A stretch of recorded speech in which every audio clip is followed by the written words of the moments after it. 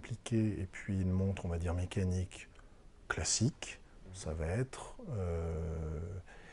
heure, minute et seconde.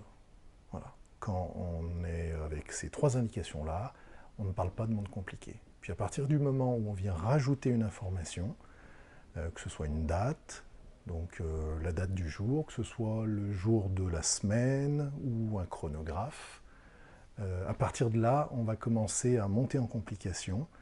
Alors évidemment, lorsqu'on a uniquement la date, on ne va pas pouvoir parler de haute horlogerie ou de complications à proprement dit, mais ça devient un peu compliqué.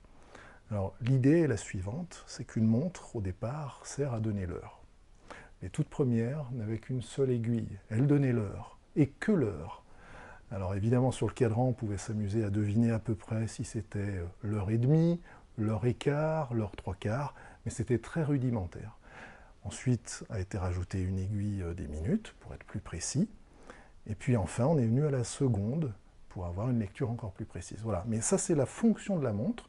Donc c'est pour ça qu'encore aujourd'hui, tous les horlogers s'accordent à dire qu'une montre classique, c'est une montre avec heure, minute, seconde.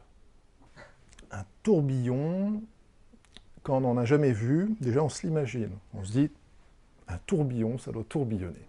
C'est juste.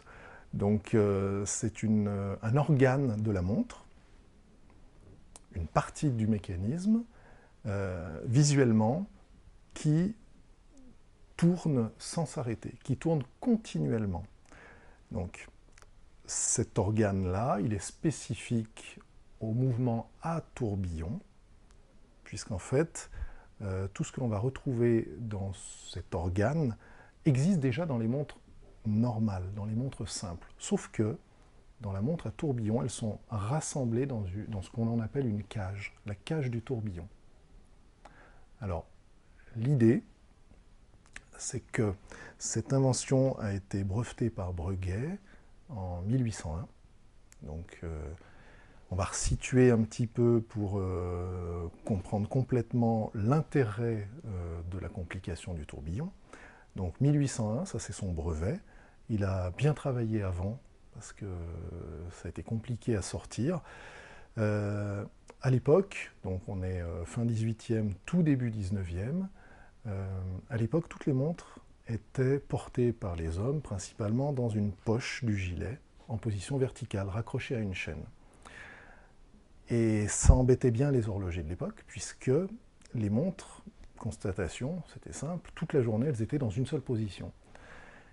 Et puis, à cette époque-là, il faut aussi se remettre dans le contexte, toutes les fournitures horlogères étaient fabriquées, l'outil industriel n'était pas ce qu'il est aujourd'hui, toutes les fournitures horlogères étaient fabriquées à la main, principalement, donc avec les possibilités du moment, avec les outils du moment, et finalement, oui, tout simplement avec une précision, on va dire, du moment, une précision qui n'était pas absolue, pas celle que l'on peut avoir aujourd'hui.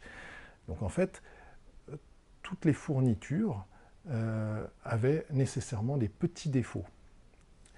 Et ces petits défauts sur les fournitures engendraient un gros défaut de marche, enfin, pouvaient engendrer un gros défaut de marche. Alors, en horlogerie, quand on parle de la marche, on parle du retard ou de l'avance, de la marche de la montre.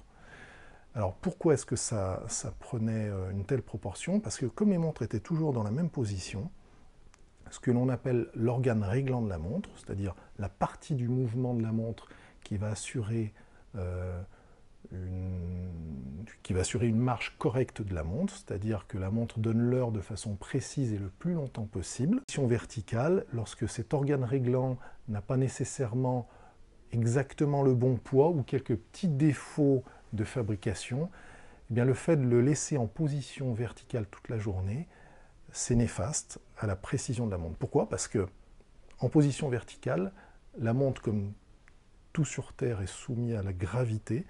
Donc en fait, cet organe réglant va avoir un défaut accentué quasiment toute la journée. Donc ça va être soit un défaut vers l'avance, soit un défaut vers le retard. Donc ça, c'est le premier axe de réflexion de Breguet, qui se disait, ben voilà, mes montres sont en position verticale quasiment toute la journée, et je fais ce que je peux pour fabriquer tous mes composants au mieux possible, mais ils ne sont pas parfaits. Donc ça m'induit un défaut de marche, donc soit de l'avance, soit du retard. Donc son idée géniale a été de se dire, ok, je ne peux rien faire contre la gravité. Mes montres, finalement, à l'époque, la montre bracelet n'existait pas, elles étaient toujours en position identique, ou alors peut-être le soir à plat, ou alors peut-être pendu sur un repose-montre, mais de toute façon, dans très peu de positions différentes, c'est-à-dire soit plat, soit pendu, c'est-à-dire ce qu'on appelle pendu vertical.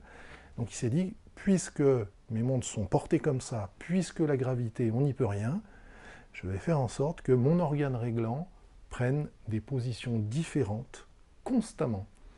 Et donc, c'est là l'idée géniale, c'est que en horlogerie, très souvent, un défaut, on ne va pas l'annuler complètement, c'est-à-dire on ne va pas le régler définitivement. On parle souvent d'un défaut qui est compensé. Voilà. Et donc l'idée, effectivement, puisqu'il n'a pas réglé le problème, ses fournitures étaient toujours telles qu'elles étaient, la gravité jouait toujours sur ses montres, eh bien l'idée a été de compenser le défaut en faisant tourner constamment son organe réglant. Donc finalement, l'organe réglant allait prendre des positions différentes, et le défaut, on va dire, qui était sur le bas de l'organe réglant, allait tout doucement prendre plusieurs positions. Et tous ces défauts de marche allaient pas s'annuler, mais se compenser. Wave after wave, wave after